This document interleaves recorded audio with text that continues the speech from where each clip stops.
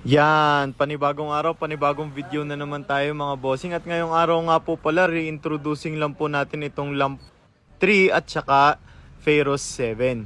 Yan, so ito nga po pala yung Pharos 7 natin, otherwise known as yung safety light po ng ating Wisdom Cup lamps. And yung lamp 3 naman po is the lower variant ng ating lamp 4. So dalawa lang po ang ilaw nito, pero yung second light niya po is the same as yung ating KL5.